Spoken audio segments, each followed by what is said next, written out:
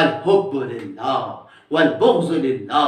مومن اگر کسی سے محبت کرتا ہے تو بھی اللہ کی خاطر کرتا ہے، اگر کسی سے نفرت کرتا ہے تو بھی اللہ کی وجہ سے کرتا ہے. مومنین کو ہر حال میں ایسا ہی ہونا چاہیے کہ مومنین کی قوت غضبیہ بھی ان کے کنٹرول میں ہونی چاہیے، قوت شہویہ بھی ان کے کنٹرول میں ہونی چاہیے، کہ کہیں ایسا نہ ہو کہ جس طرح بعض لوگ قوت غضبیہ اور قوت شہویہ سے مغلوب ہو کر کبھی ان سے ایسا فعل سرزد ہو جاتا ہے کہ جس کے نتیجے میں ساری زندگی ان کو پچھتاوا اٹھانا پڑتا ہے، جس کے نتیجے میں ان کی دنیاوی زندگی بھی تباہ و برباد ہو کر رہ جاتی ہے اور ان کی اخروی زندگی بھی تباہ و برباد ہو جاتی ہے. یہ کیوں ہوتا ہے؟ یہ اس لیے ہوتا ہے کہ جب انسان اپنے نفس پر، اپنے وجود پر کنٹرول نہ رکھتا ہو، بلکہ اس نے اپنے نفس کو آزاد چھوڑا ہو، خواہشات نفسانی کا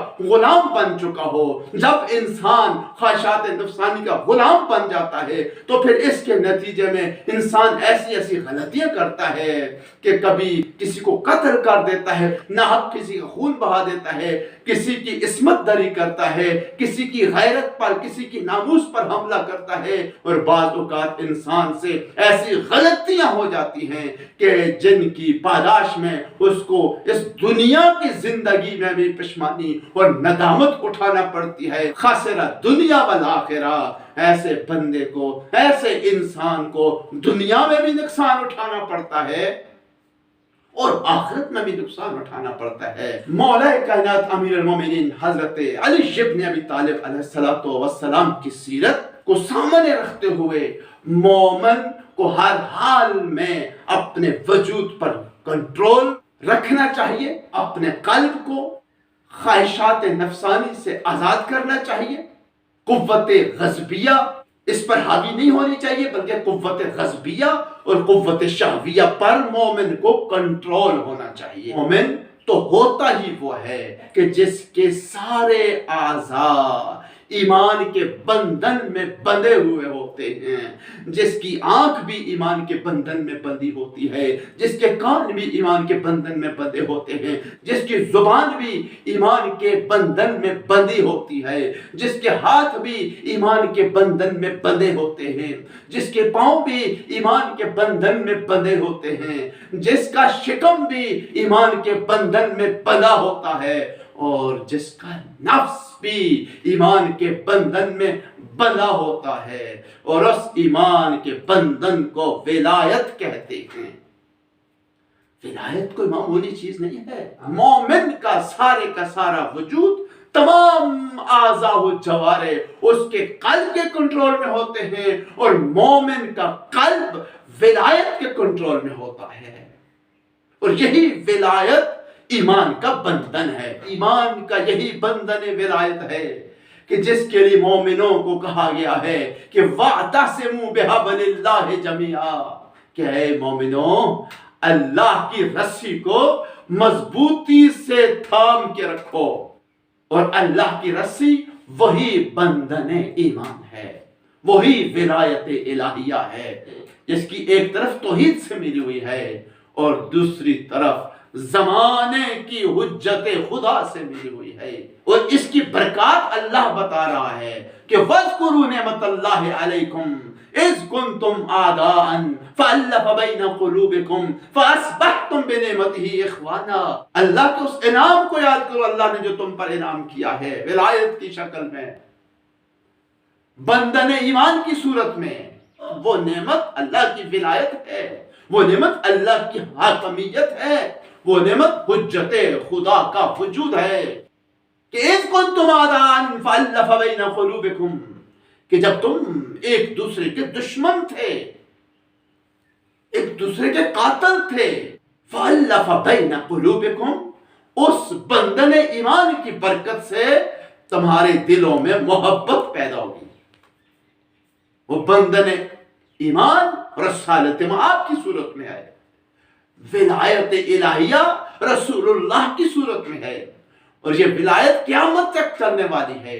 لہذا جب تک تم اس بندن ایمان سے جڑے رہو گے، جب تک تم اس بندن ایمان سے یعنی ولایت الہیہ سے متمسک رہو گے، تو پھر تمہارے اندر تفرقہ بھی نہیں آ سکتا ہے، تمہاری دوستی بھی قائم رہے گی، تمہاری وحدت اور محبت بھی قائم رہے گی۔ لیکن جب تم اس بندن ایمان سے جدا ہو جاؤ گے تو پھر تمہارے اندر تفرقے بھی آئیں گے، دشمنیاں بھی آئیں گی، تم پھر ایسے ہی ایک دوسرے کے دشمن ہو جاؤ گے جیسے بندن ایمان کے آنے سے پہلے تم دشمن تھے۔ اس بندن ایمان کی یہ برکت ہے کہ تمہارے دلوں میں محبت پیدا ہوگی۔ فَأَصْبَحْتُمْ بِنِعْمَتِهِ إِخْوَانًا، اور اس نعمت کی برکت سے تم ایک دوسرے کے بھائی بن گئے ہو۔ جو دشمن تھے تمہاری دشمنیاں دوستیوں میں بدل گئی، تمہاری دشمنیاں محبتوں میں بدل گئی، تم اتنا ایک دوسرے کے قریب ہو گئے ہو کہ اس کی برکت سے، اس ولایت الہیہ کی برکت سے، تم اس نعمت کی برکت سے ایک دوسرے کے بھائی ہو گئے۔ وَكُنْتُمْ عَلَى شَفَا حُفْرَةٍ مِّنَ النَّارِ، حالانکہ اس سے پہلے تمہاری حالت یہ تھی کہ تم آگ کے گڑھے کے کنارے پہ پہنچ چکے تھے۔ فَأَنْقَذَكُمْ مِنْهَا، اس نعمت کی برکت سے اللہ نے تمہیں اس آگ سے بچا لیا۔ جب تک خواہشات نفسانی کی غلامی سے یہ دل آزاد نہیں ہو جاتا، اس وقت تک اس دل میں محبت خدا آ نہیں سکتی، اور جب تک ہمارے دل میں محبت خدا نہ آ جائے اس وقت تک ہمارے دل میں ایمان نہیں آ سکتا ہے۔ جو دل خواہشات نفسانی کا غلام ہوگا وہ صرف خواہشات کا غلام نہیں ہوگا بلکہ ہر ایک کا غلام ہوگا۔ کائنات کی ہر اس شے کا غلام بن جاتا ہے جس سے اس کی خواہشات کی تکمیل ہوتی ہے۔ حوث کا غلام بنتا ہے، شہوت کا غلام بن جاتا ہے، غضب کا غلام بن جاتا ہے، کبھی کس کا غلام کبھی کس کا غلام، جہاں سے اس کی خواہش پوری ہو جائے اسی کا وہ غلام نظر آئے گا۔ کبھی وہ منصب کا غلام نظر آئے گا، کبھی وہ دولت کا غلام نظر آئے گا، کبھی وہ شہرت کا غلام نظر آئے گا، کبھی وہ عورت کا غلام نظر آئے گا۔ پھر اس صورت میں وہ اس کو حلال اور حرام کی تمیز نہیں رہتی ہے۔ ظاہر ہے کہ جب دل میں حسد پیدا ہو جائے، جب دل میں دنیا کی محبتیں آ جائیں تو پھر ہر محبت کو پانے کے لیے انسان کسی بھی حد تک جانے کے لیے تیار نظر آتا ہے۔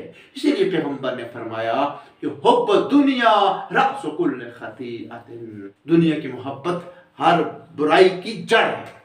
جس دل میں حب دنیا ہو وہ دل آزاد نہیں ہوتا ہے، وہ دل غلام ہوتا ہے، اور جو دل غلام ہو اس دل میں خودی نہیں آ سکتا ہے، جو دل غلام ہو اس دل میں حب خدا نہیں آ سکتی ہے۔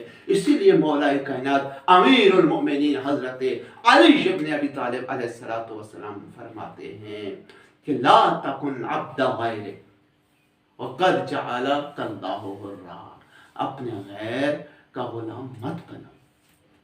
اللہ نے جب تمہیں آزاد پیدا کیا ہے تو آزاد رہو۔ جو صرف خدا کا بندہ بنتا ہے تو یہ خدا کی بندگی جو ہے ہر غلامی سے انسان کو نجات دیتی ہے۔ علامہ اقبال نے بھی کیا خوب کہا ہے کہ وہ ایک سجدہ جسے تو گراں سمجھتا ہے 1000 سجدے سے دیتا ہے آدمی۔